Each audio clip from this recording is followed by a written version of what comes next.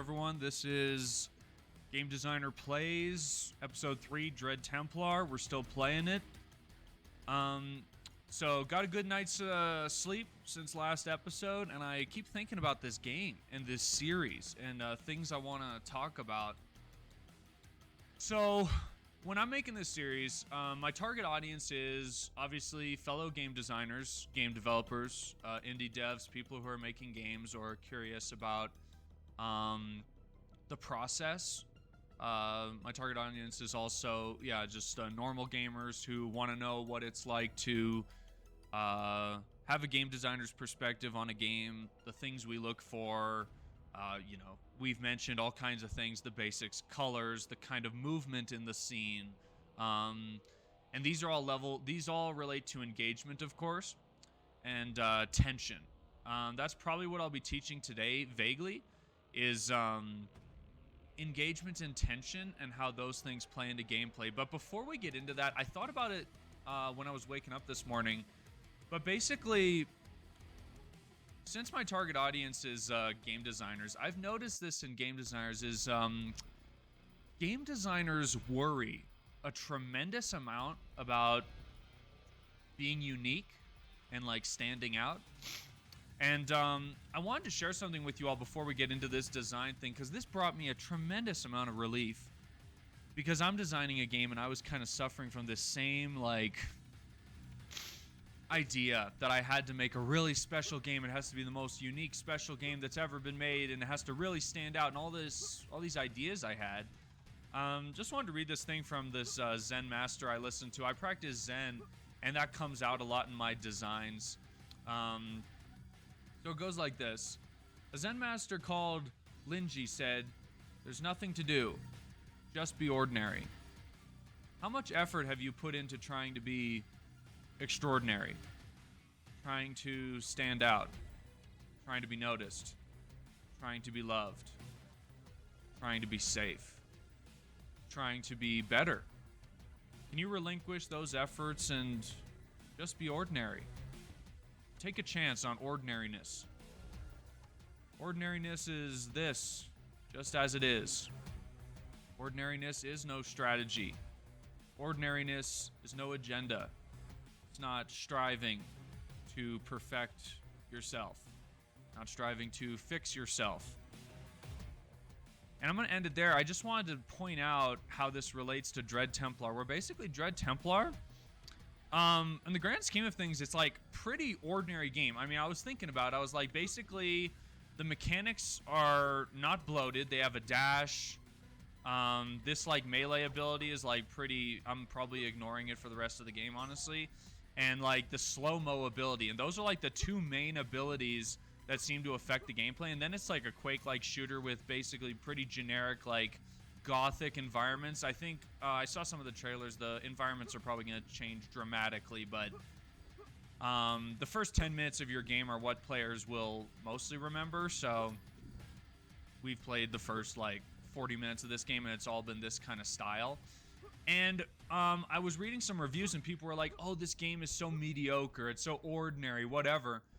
And that was like 1 out of like 1,000 people. Most people did not care that this game was retreading a lot of common thematic ground, gameplay ground, whatever.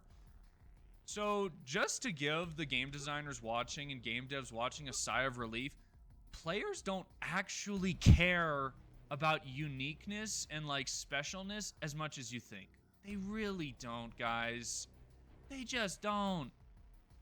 All they care about really is when I shoot an enemy, does it feel good? Are things meaning... Huh? Oh. What's happening? Oh, wait, I need a green key card, maybe? Uh-oh. Okay, we've reached a point where I don't know what's going on. Do I dash through it? Oh. Green? Uh-oh. What am I... Is there fall damage? I guess we just found out there isn't. I'm pretty sure I'm supposed to go this way.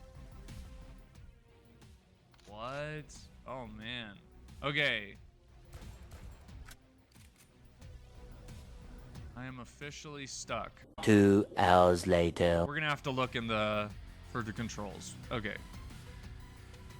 Slow time. That's Z. Interact E. Maybe press E on it. Oh my god, I'm so dumb.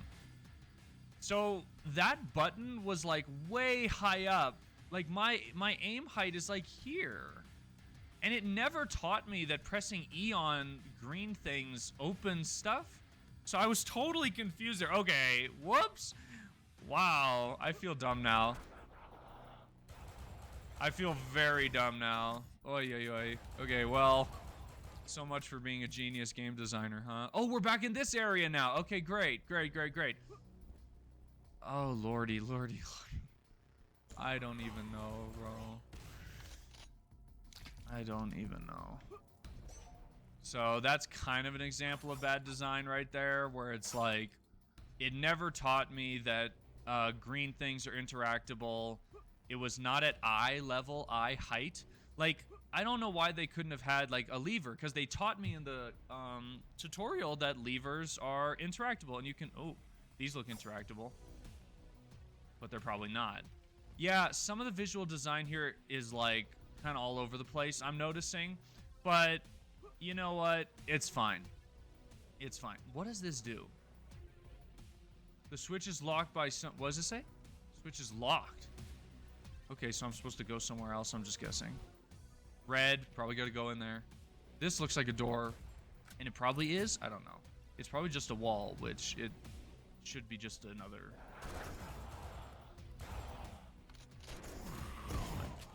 Oh my god, there's really a lot of them in here. Oh god, I almost died there.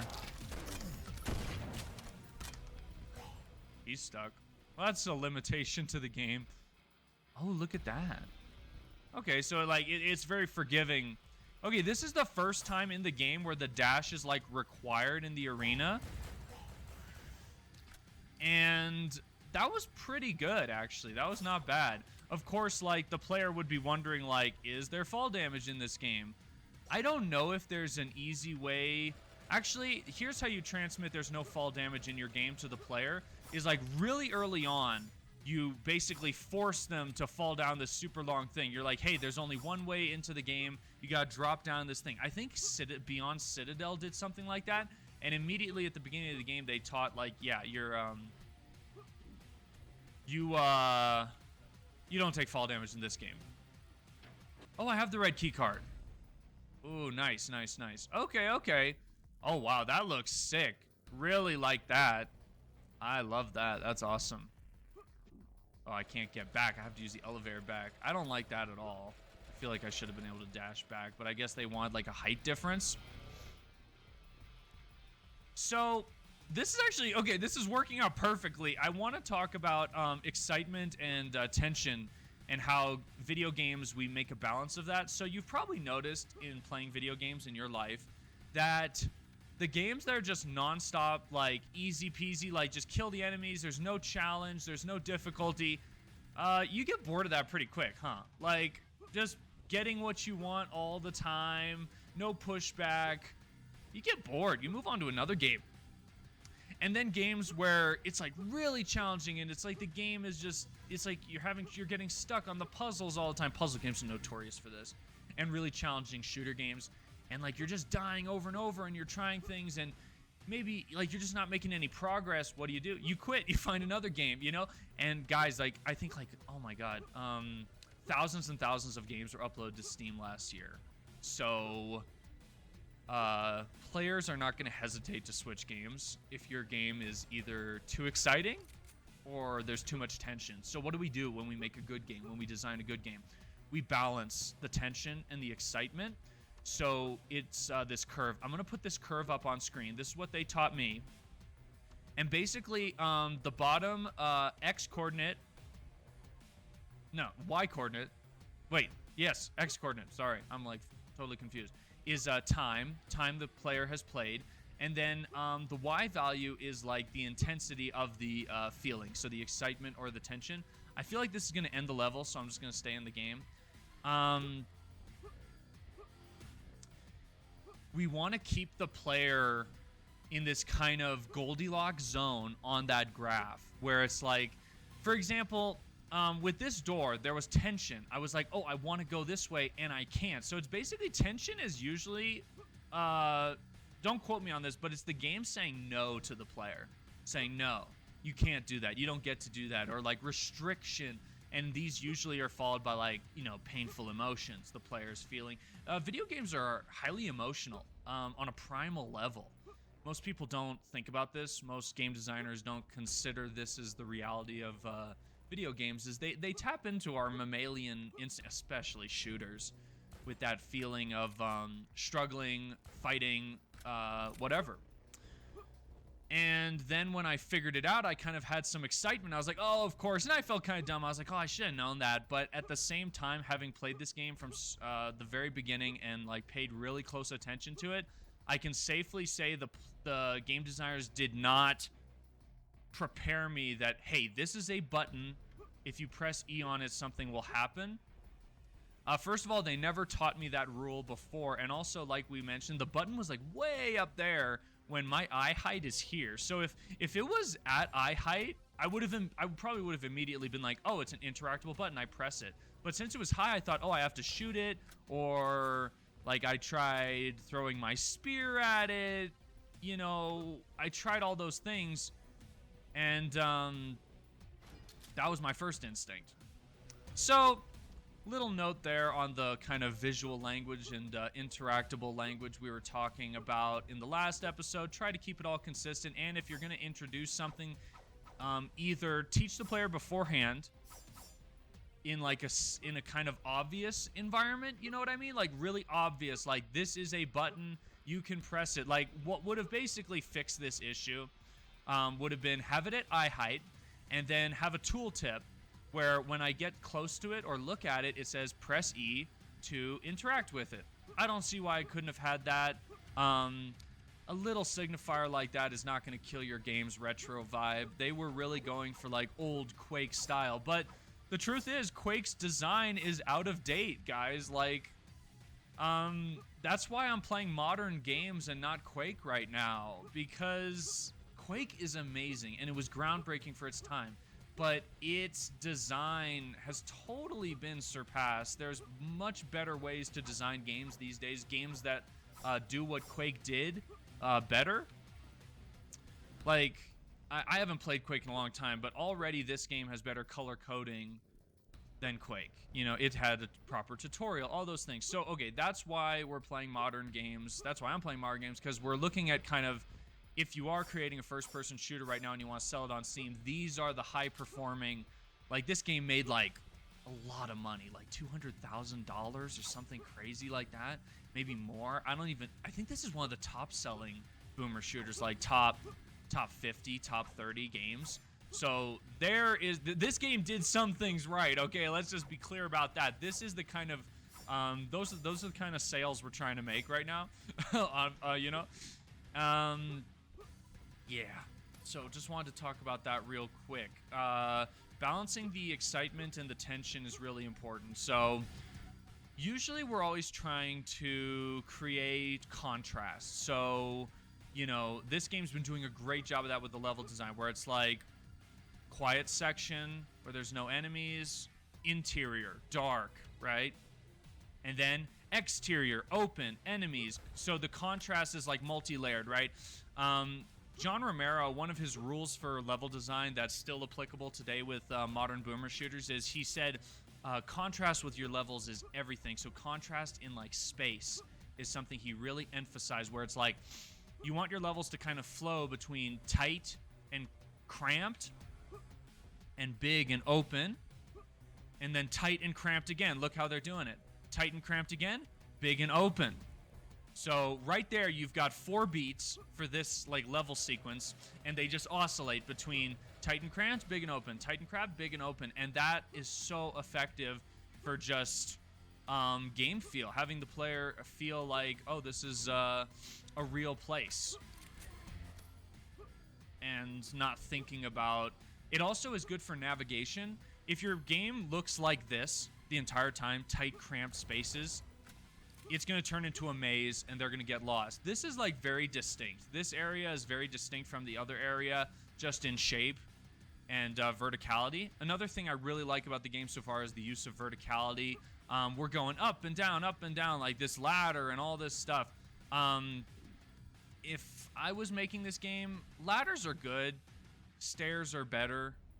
I don't know. I would have had like maybe a cool like dark stairwell. I don't know what I would have done, but I like stairs more than ladders for whatever reason. Ladders make things easier for like level design convenience. I've never had a ladder in any of my video games, so maybe I shouldn't speak on this. But yeah, let's end the level. I pressed E on that. The game taught me that that's what I should do. Okay, so I missed 5 secrets. Oh my lord. Wow, okay. I missed a rune? Dude, there were 5 other secrets. I thought I would miss like a couple. The Steam reviews said that the secrets in this game were hard to find. Now I feel dumb. I want to play it again with like a guide or something. Oh, this game. I love secrets in boomer shooters, like hidden areas. I love them, love them, love them, love them. Love them so much. They make me feel smart and stuff, but then when I see that I missed them, I'm like, oh, now I gotta replay the freaking level with like a guide or something, because I'm not gonna like manually search for these secrets. I'll miss one and I'll be like, oh my god. Okay, so far Dread Templar's killing it, and just to reiterate the be ordinary thing, yeah, this game, by a lot of standards, is not really doing anything like amazingly revolutionary or special. I see a lot of game devs on YouTube who like record their journey and they're just obsessed with having like these really unique mechanics, and if their game isn't the most unique, amazing thing that's ever been released, they're like, it's not good enough, no one's gonna like it. Not true. Gamers don't care about your special mechanic. I don't think so. I think most gamers only care that your environments are like flowy and like easy to traverse. They're not getting lost, because that's like the biggest problem with level designers these days and game designers like indie devs. They make levels that are like confusing and hard to navigate. We never got lost in that part. We got stuck for about a minute, which is not enough to make me quit the game. We'd have to get stuck for like 5 minutes for me to like search up a guide or whatever, which that would have been embarrassing, looking up a guide just to press E on a button. That does not make me look like an expert boomer shooter gamer at all, which I'm not. I really don't play video games that much. I actually started this series to kind of kill 2 birds with 1 stone, engage with my target audience, and also do some research for my own games. For my own game, what I took away from this was destructible wooden boxes and clay pots or whatever are awesome, and I'm totally adding those today because they add so much. For the destructibility, it feels so good, and it adds to kind of the fun of level design, because you can be like, oh, there's a hidden thing behind these boxes. You have to destroy them, but they're not. That I love that. I love that kind of stuff where it makes me feel kind of smart. It's like, I'm so smart, I smashed the boxes, when it's like, duh, the game designer knew you were going to do that all along. And just wanted to finish on the final point where when I started, where I was like, us game designers, I feel like we're always worried because it's our job to understand what the player is thinking and how they're feeling. And I feel like for myself, I get a little too caught up in that. Like trying to predict how they're going to interpret my game and how they're going to feel about it. Oh, what if they don't like it?